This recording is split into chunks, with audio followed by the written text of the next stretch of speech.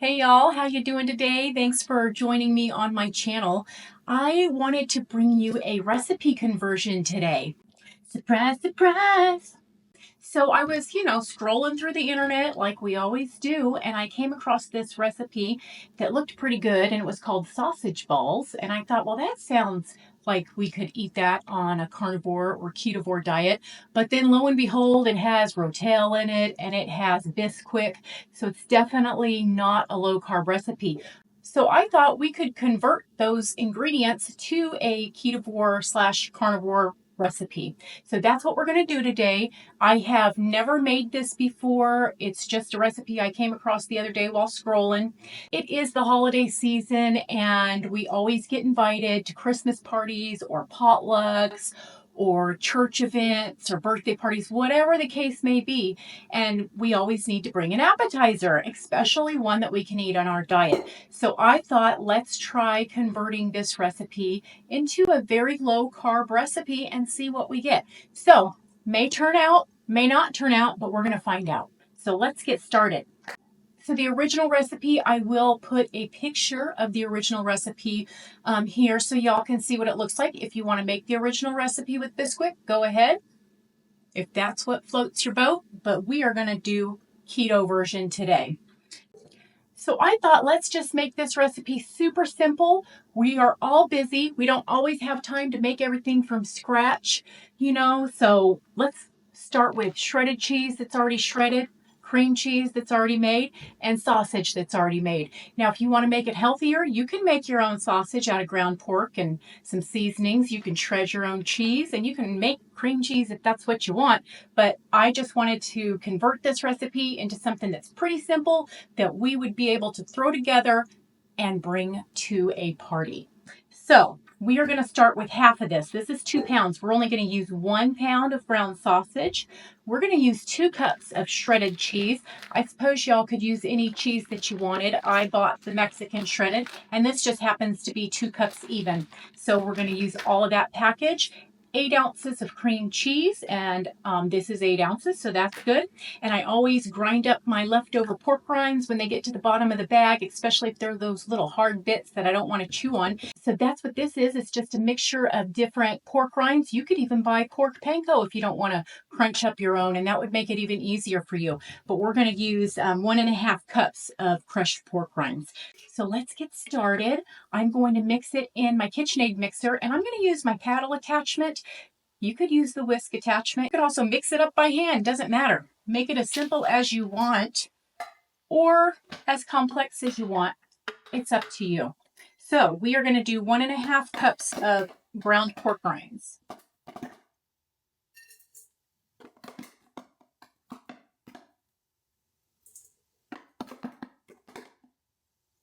Okay, simple as that.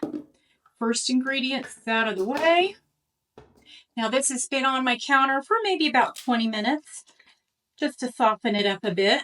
So we are going to use the whole package of the Philadelphia cream cheese. Now I know there's better cream cheeses out there with better ingredients, but that's what I found.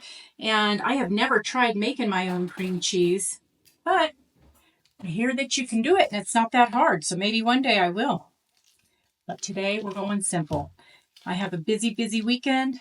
This weekend, I have to get ready for a party that's for my daughter's birthday. There's going to be about 30 some people there.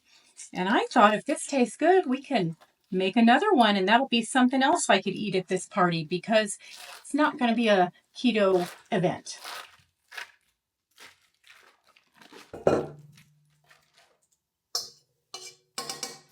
Okay, there's that. We're going to do the cheese.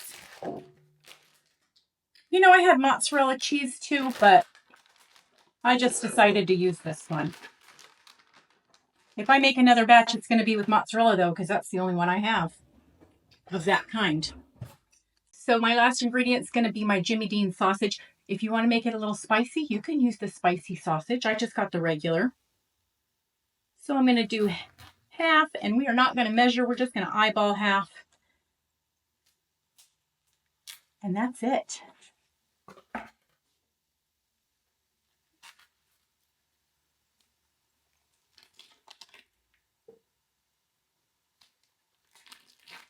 Okay, simple as that.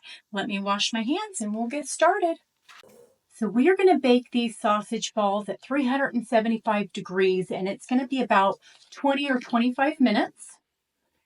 So you could roll this stuff ahead of time and make the little balls, put it on a cookie sheet, throw it in your freezer, and make sure that it gets frozen before you put it in a bag. And in that way, you can just take out what you want and you won't have to make the whole batch.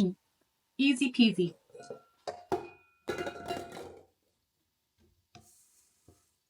All right, so I'm just going to mix this up.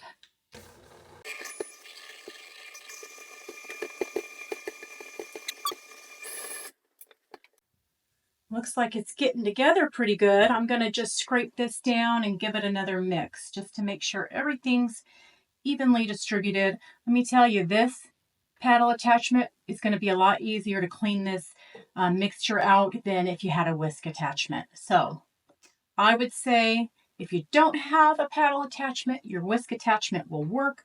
But if you have this paddle attachment, use it. Okay. Make sure we got everything from the bottom. Yeah, we did.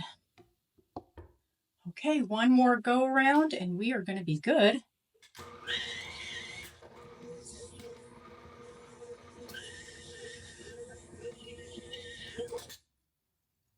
All right, from here, we're going to get a little dirty. We're going to get our hands in there and make little 1-inch balls. Okay, we're just going to start rolling these. I don't know how many we're going to get, but we're going to find out. I suppose you could even do this in an air fryer. I think that looks good. So I'm going to try to make these about the same size, and then we're going to bake them and see how they turn out. I'm hoping that they will not turn into mush because of the cheese and the cream cheese. You know, I may roll some of these in some Parmesan cheese and see how what the difference is like. That sounds like it might be good. But for now, let's get the balls rolled out and we will get to cooking. If these turn out good, you guys, and you decide to make them and bring them to a party, you know you better bring a double batch. Because you know how you're on a diet and there's nothing at the party that you can eat, and so you bring your own food and then everybody wants to eat your food? That very well may happen with these. We're going to see. I am not doing a very good job about making my balls the same size. Now, if you want to do more keto, these would be really good with some green chilies, or even you could leave the rotel in. Just switch out the Bisquick for the pork rinds if it works out. We'll see. Diced jalapenos would be good in this. Just depending on whatever's on your diet, you can change up the recipe. You could also change out the meat. If you don't want to do sausage, you could do ground chicken, ground turkey, probably ground beef. Why not? Now, if I was going to do another type of meat, I would probably throw some seasonings in it, at least salt at the bare minimum. But because this is sausage and it's already pretty seasoned, I'm not going to put any kind of seasoning in here.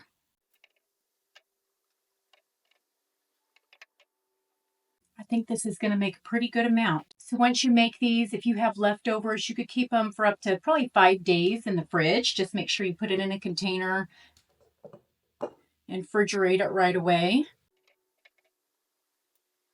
Now, when I bake these, I'm not going to want them touching, so I'm going to have to spread them apart on my cookie sheet. Give them a little room to breathe. I think this is going to be the last one I make. This is about half of the batter, if you want to call it batter. So this is about half. I'm going to stop here and do one batch with this, and then I'm going to do one with some Parmesan cheese on it. Okay, I'll be back. Let me get my hands washed. So I am going to do an egg wash with 1 egg and some Parmesan cheese. I just so happen to have some leftover Parmesan cheese here.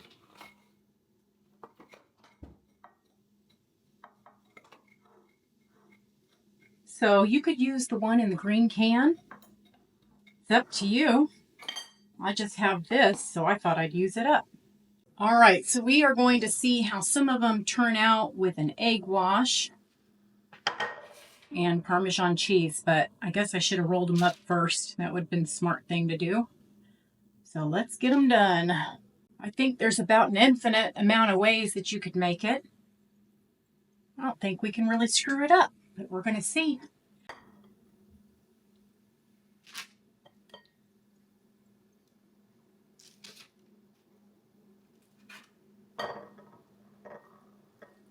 Just going to give them a light coat of the egg and then some of that Parmesan cheese.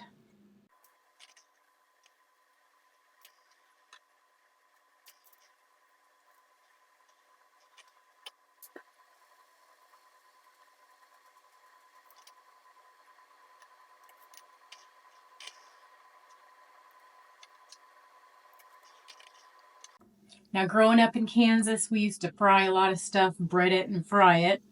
And I remember doing an egg wash and flour mixture to make some fried chicken or pork cutlets, whatever we were going to make. And all the leftover egg and flour and seasoning, I would mix together and fry it in a skillet and make a little fry bread. And it was good. Not thinking this would be the same. Okay, so there we go. That's going to be our 2 batches. We are going to bake at 375 in a preheated oven for 20 to 25 minutes. Okay, I'm going to throw these in now, and we will be back to see how it turns out. Win or fail, you will know. All right, y'all, these just got out of the oven. I baked them at 375 for 20 minutes, and then I broiled them to get them a little bit browner on the top for 4 minutes. So depending on how hot your oven gets, you may not need to do that. And my rack was in the middle of the oven, so it wasn't real close to the top, so they did not get browned as much as I liked. So that is why I threw them under the broiler for a little bit, still on the middle rack. But look. So those are the ones that are rolled in the egg wash and topped with Parmesan cheese. Those look pretty delicious. And these are the ones that are not. These are just the plain ones. So they both look pretty good. Okay, let's let these cool. We're going to put a couple on a plate and we are going to try them. So the bottom is browned. It's not too brown. I don't know how that comes across on the video, but it is brown underneath and light golden brown on top. These look good. I might have to get my husband out here to taste one. Hopefully, they taste good. It's sausage, cream cheese, pork rinds. I don't know how it could not taste good, so I'm confident. Let's move these and let these cool just a bit, and we'll be back to taste. I always make my husband the guinea pig, so he is going to taste and see what they're like. So good news is they did not fall apart. So these, they're both the same mixture. This is plain, and then this is covered with egg and Parmesan cheese. That's why it look a little different. So, I'm going to taste. We're going to see which one's better. Let's try it plain. White, I turned it like that, so I got the bigger one. Which one done? Let's do the plain. Should be okay now. Oh, it's hot. It's hot still.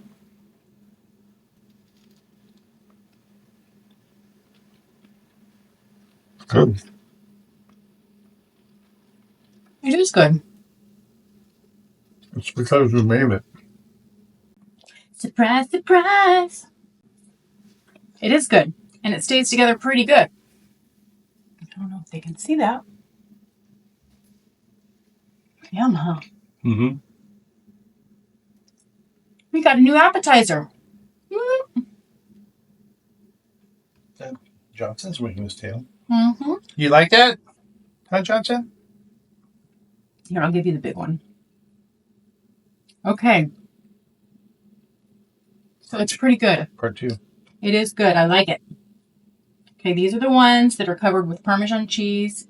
Well, dipped in egg, then Parmesan cheese. Oh, sorry.